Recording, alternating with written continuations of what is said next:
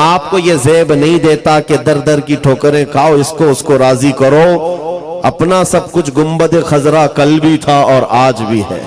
मेरे नबी से मेरा रिश्ता कल भी था और बतला दो गुस्ताखे नबी को गैरत सुन्नी जिंदा है, उन पे मर मिटने का जज्बा कल भी था। और मुझे इस बात का एतराफ है कि इतनी जलाल भरी और गरजदार आवाज के बाद अब मेरी आवाज की कोई हैसियत नहीं है।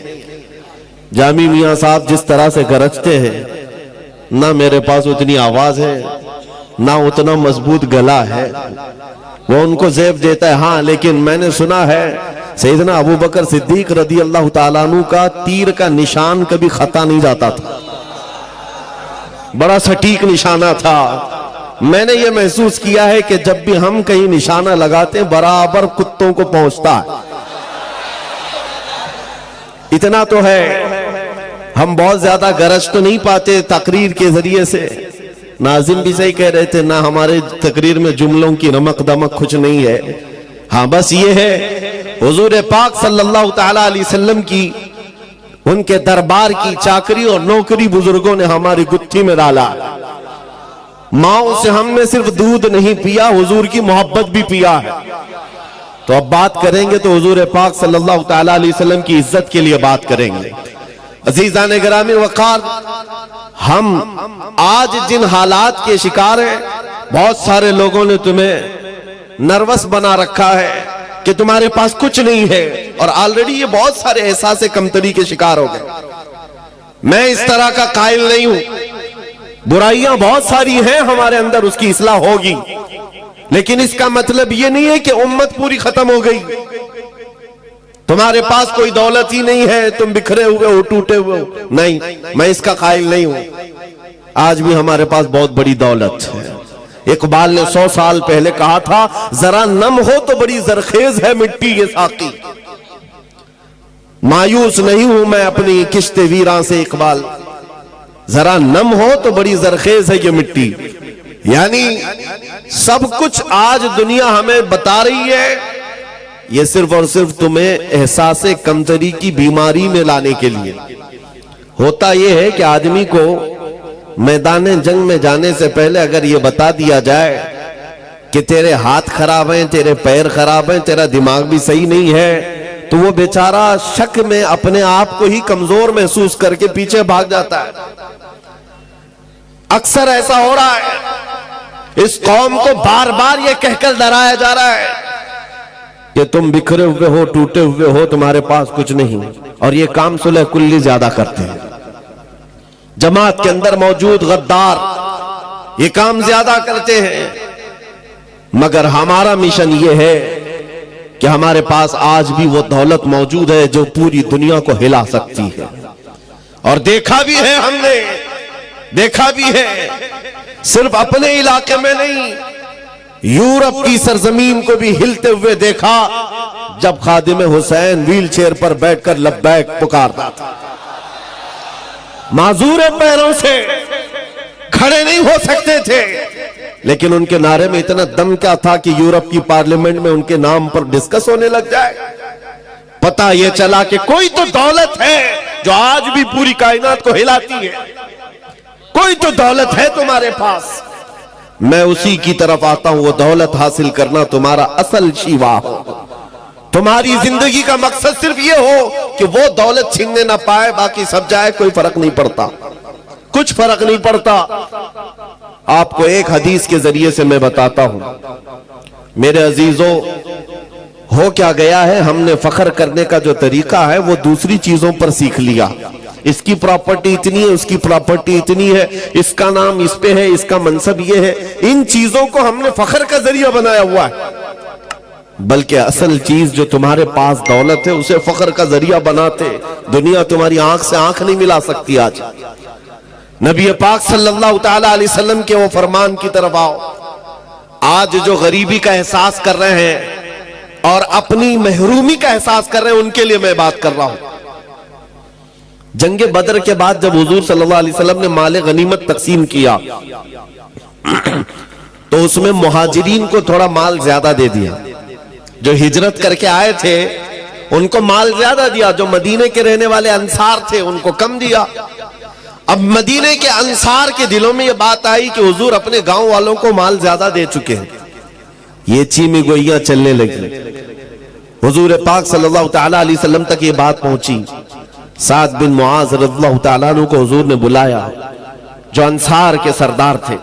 हुजूर ने पूछा, ऐ साद, क्या तुम्हारे कबीले में ये बातें चल रही हैं? उन्होंने कहा, हाँ या रसूल अल्लाह सल्लल्लाहु अलैहि वसल्लम, माले गनीमत की तकसीम के बाद ये बातें चल रही हैं। हुजूर ने फरमाया, अपनी कौम को एक जगह जमा करो, अंसार को एक जगह जमा करो। तवज्जो मेरे अजीजों, अंसार को सब एक टीले के पास जमा किया गया। नबी पाक सल्लल्लाहु अलैहि वसल्लम तशरीफ लाए और पूछा, सुना है कि तुम्हारे दिलों में एक बात आ गई है कि मैंने मुहाजिरीन को माल थोड़ा ज्यादा दे दिया है, क्या ये बात सही है? उनकी गर्दनें झुक गई। कहा, हाँ या रसूल अल्लाह, हम में से कुछ लोगों के दिलों में बात आई। नबी पाक सल्लल्लाहु अलैहि वसल्लम ने वो खुतबा दिया, बुखारी शरीफ और मुस्लिम शरीफ पढ़ो, आंखें नम हो जाती। अल्लाह के हबीब सल्लल्लाहु तआला अलैहि वसल्लम ने अंसार से कहा, हाँ ये तुम कह सकते हो ए अंसार कि हम मक्का छोड़कर आए थे, घर नहीं था, तुमने घर दिया। हमारे पास कोई थे नहीं, तुमने आसरा दिया। लेकिन क्या ये बात सच नहीं कि तुम गुमराह थे, अल्लाह ने मेरे जरिए तुम्हें हिदायत दी? तुम बिखरे हुए थे, अल्लाह ने मेरे जरिए तुम्हें मुत्तहिद किया। तुमको अल्लाह ताला ने मेरे जरिए से इज्जत दिया। अंसार ये खुतबा हुजूर का सुन करके रोने लगे। और उसके बाद जो जुमला मुझे बताना है इस हदीस से, वो ये, आखिर में मेरे आका सल्लल्लाहु अलैहि वसल्लम इस खुतबे के क्या फरमाते, वही मेरा टॉपिक है। हुजूर फरमाते हैं, ऐ अंसार की जमात, क्या तुम इस बात पर राजी नहीं हो कि दुनिया वाले माल लेकर के जाएं और तुम अल्लाह का रसूल लेकर के जाओ? तुम अल्लाह का रसूल ले जाओ।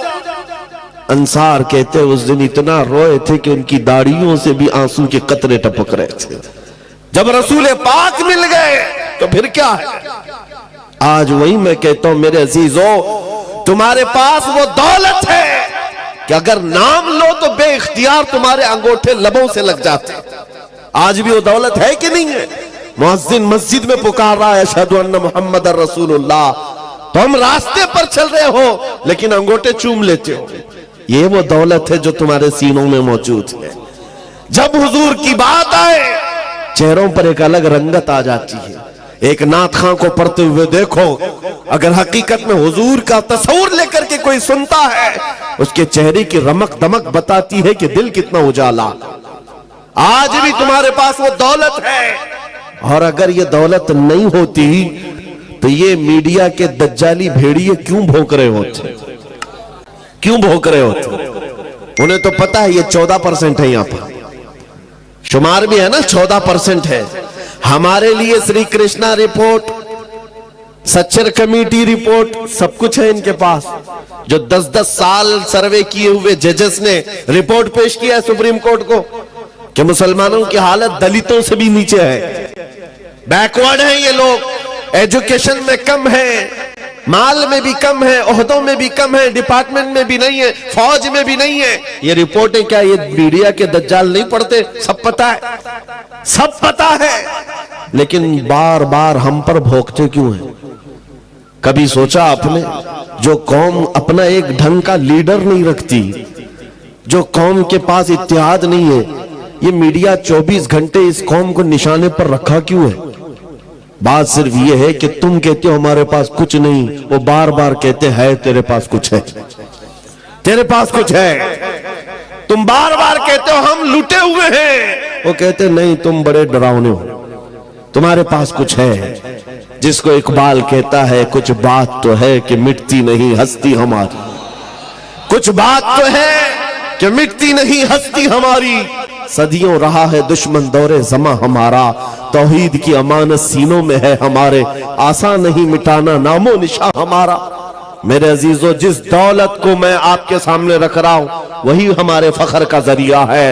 इकबाल ने तो दीन की डेफिनेशन जो की है वो क्या है? टोपियां लगाकर घूमना दीन नहीं, दाढ़ियां सजा करके घूमना, इसी को दीन नहीं कहा जाता, जुब्बों को दीन नहीं कहा जाता। दीन क्या है? बमुस्तफा बरसा खैश के दी हमाओस, अपने आप को नबी के कदमों तक पहुंचा दे, दीन इसी का नाम है। दीन यही है। गर्ब उन रसीदी तमाम बुल हबीस, और अगर हुजूर तक नहीं पहुंच सका तो जिंदगी अबू लहब की तरह। सुलह कुल्लियत का कीड़ा जिन्हें काटा है उनको मैं बताता हूं। हुजूर पाक सल्लल्लाहु तआला अलैहि वसल्लम के लिए सहाबा का जज्बा क्या था? सहाबा किस बात को ऐने ईमान समझते और ऐने हयात समझते? जिंदगी का भी मकसद वही है। क्या था? एक अनस बिन नुज़ैर सहाबी है, सहाबी रसूल है। जानते हो, इस बात में मशहूर थे कि उनकी बीवी से उनको कमाल दर्जे का इश्क था, मोहब्बत थी, बहुत मोहब्बत करते थे अपनी बीवी से। लेकिन रसूल पाक के सहाबी भी, हुजूर पाक सल्लल्लाहु अलैहि वसल्लम उनके घर आए हैं, दोपहर का वक्त है। अनस बिन नुज़ैर हुजूर की मेहमान नवाजी कर रहे हैं। मक्का से कोई एक कासिद आया खत लेकर के हुजूर के पास, हुजूर पाक के पास पेश किया। रसूल अल्लाह सल्लल्लाहु अलैहि वसल्लम, बड़ा राजदार खत है। हुजूर ने लिया, अनस बिन नुज़ैर को दी, कहा कि पढ़ो अनस, क्या है इसमें, सुनाओ। अनस बिन नुज़ैर ने खत खोल करके सुनाया। मक्का वाले जंग की तैयारियां कर रहे थे, उनके जंगी हालात को खत में बयान किया गया था। नबी पाक सल्लल्लाहु तआला अलैहि वसल्लम ने खत को बंद करके कहा, अनस ये तेरे और मेरे बीच राज है, तेरे और मेरे बीच राज है। हुजूर ने जैसे ही फरमाया, अनस बिन नुज़ैर ने गर्दन झुका ली। अल्लाह के नबी सल्लल्लाहु तआला अलैहि वसल्लम बाहर निकलकर तशरीफ ले गए। थोड़ी ही देर के बाद इनकी बीवी अंदर से बाहर आती है, कहती है, अनस क्या बात चल रही थी तुम्हारे और हुजूर के बीच में? अनस बिन नुज़ैर जो कमाल दर्जे का इश्क करते थे, मोहब्बत करते थे बीवी, कहते खबरदार, वो रसूलुल्लाह का राज, इसमें तुम बीच में मत आना। कमाल ईमान है ये। इश्क को एक तरफ रखो, हुजूर की जात अलग है। जहां नबी की बात आए, बीवी ने कहा मुझे भी तो सुनाओ, क्या बात है, मैं तुम्हारी इतनी करीबी हूं। कहा सब ठीक है। हुजूर ने फरमाया राज है। बीवी ने हंस करके कहा, अनस बिन नुज़ैर क्या छुपाते हो, दीवार के पीछे से मैंने सुन लिया है, मक्का से खत आया है, जंग की तैयारियां हो रही हैं। ओ, बीवी ने तो सुन लिया था। अनस बिन नुज़ैर ने क्या कहा जानते हो? कहा कुछ नहीं, सीधे जाकर गर्दन पकड़ ली अपनी बीवी की, जिससे कमाल दर्जे की मोहब्बत करते थे। गर्दन पकड़ लिया, कहा उस वक्त तक गर्दन से तेरे हाथ नहीं हटाऊंगा जब तक रसूलुल्लाह का फरमान नहीं आएगा, क्योंकि ये मेरे और नबी के दरमियान राज था। तूने सुन लिया तो कहीं अल्लाह मुझ पर अजाब ना भेज दे कि नबी के राज को इफ्शा किया है अपने इश्क और अपनी मोहब्बत की बुनियाद पर। और गर्दन पकड़ करके ले आए हुजूर तक। हुजूर पाक सल्लल्लाहु तआला अलैहि वसल्लम के पास लाए, कहा आका मेरा कसूर नहीं है, इसने दीवार के पीछे से बात सुन ली, आपने कहा था राज है, मैं इससे बहुत मोहब्बत करता हूं आका, लेकिन राज इसने सुन लिया है, मैं गर्दन से हाथ नहीं हटा रहा हूं, अगर आप फरमाए तो इसकी जिंदगी में खत्म कर दूं। अल्लाह के नबी सल्लल्लाहु अलैहि वसल्लम ने फरमाया, अनस वो मेरी सहाबिया है, वो आम औरत नहीं थी, सहाबिया थी, छोड़ दो, जिस तरह तुम राजदार हो वैसे ही वो भी राजदार। अल्लाह के हबीब सल्लल्लाहु तआला अलैहि वसल्लम ने फरमाया, तब अनस बिन नुज़ैर ने हाथ हटाया, उन सहाबा के मेयार को क्या पहुंच सकोगे, सारी दुनिया एक तरफ डाल दी, हुजूर अगर राजी है तो पूरी कायनात हमारी। ला युमिनु अहदुकुम हत्ता यकूना हवाहु तबअन लिमा जितु बिही, ये मेरे आका का फरमान सहाबा को याद था। तुम में से उस वक्त तक कोई मोमिन नहीं हो सकता जब तक कि अपनी ख्वाहिशात को मेरी मर्जी के मुताबिक ना बनाए। तुम अपनी ख्वाहिशात के मुताबिक जीने के लिए आए हो दुनिया में। यहां लोग, आपसे एक मसला मैं पूछता हूं, ये मेरी चादर है, मैं इसको चाहे 4 मरतबा फोल्ड करके पहनूं, 3 मरतबा, मेरा इख्तियार है कि नहीं है? मेरी चीज है, मैं जिस तरह चाहे पहनूं, मेरा अमामा मैं जिस तरह चाहे बांधूं, मेरी चीज का इस्तेमाल मैं जैसे चाहे कर सकता हूं, मेरा इख्तियार है। आपके पास जो चीज है, आप जिसके मालिक है, कुछ भी कर सकते हैं। लेकिन मैं आपसे एक मसला पूछता हूं, क्या सुसाइड करना, आत्महत्या करना, खुदकुशी करना इजाजत है इसकी? अरे जान तो तुम्हारी है। जैसे सारी चीजों को खुद इस्तेमाल कर लेते हो, जान को भी अपने हाथों से क्यों नहीं खत्म कर सकता? अपनी जान है, खुद मार क्यों नहीं सकता? नहीं, इसकी इजाजत नहीं है सुसाइड करने की। क्यों नहीं है? साफ सी बात है, जान के तुम मालिक ही नहीं तो जान लेकर